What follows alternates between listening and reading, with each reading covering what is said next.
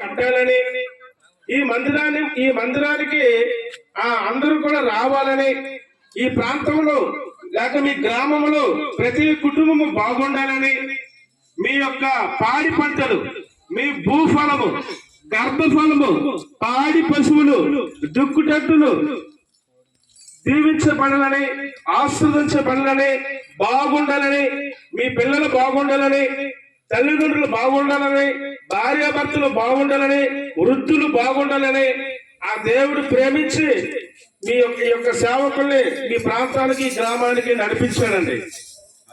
ఈ సత్యాన్ని మీరు గుర్తించాలి, గ్రహించాలి. కాబట్టి ప్రియులారా, సోదరి సోదరుడా, ఈ సత్యాన్ని గుర్తించండి. యేసుక్రీస్తు అందరికీ ప్రభు, యేసుక్రీస్తు అందరికీ రక్షకుడు, యేసుక్రీస్తు అందరికీ ఉపకారి. ఏ భేదం లేదండి. ఒక కులానికి, ఒక మతానికి, ఒక వర్గానికి చెందింది కాదండి.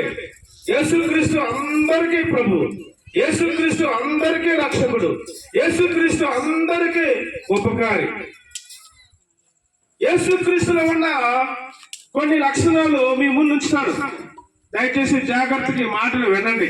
దయచేసి యేసుక్రీస్తులో ఉన్న లక్షణాలు ఏంటంటే, యేసుక్రీస్తు అంటే పుట్టుకతోనే పరిశుద్ధుడిగా పుట్టాడండి. యేసుక్రీస్తు ఆయన జన్మలో పాపం లేదు. ఆయన 33.5 సంవత్సరాలు ఈ భూమి మీద బ్రతికాడు.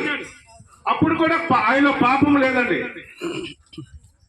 అయితే పుట్టుకతోనే పరిశుద్ధుడిగా పుట్టాడు. మనము పాపములోనే పుట్టాము, పాపములోనే పెరుగుతున్నాం, పాపములోనే జీవిస్తున్నాం, పాపములోనే చనిపోతున్నాం. పాపములో జీతం మరణం, నరకం, అగ్ని గుండం, అదే రెండవ మరణం. మన పరిస్థితి ఇది. ఆయన జన్మలో పాపం లేదు, పుట్టుకతోనే పరిశుద్ధుడుగా పుట్టాడు. కాబట్టి మనల్ని పాపములో పుట్టి, పాపములో పెరిగి, పాపములో చనిపోతున్న మనిషిని బాగు చేయటానికి, పరిశుద్ధులుగా, పవిత్రులుగా చేయటానికి ఆయన లోకానికి వచ్చాడండి. ఈనాడు చాలా మంది పాపం పోవడానికి, పవిత్రత, పరిశుద్ధత రావాలని, పాపం పోవాలని, దోషం పోవాలని ఈనాడు చాలా మంది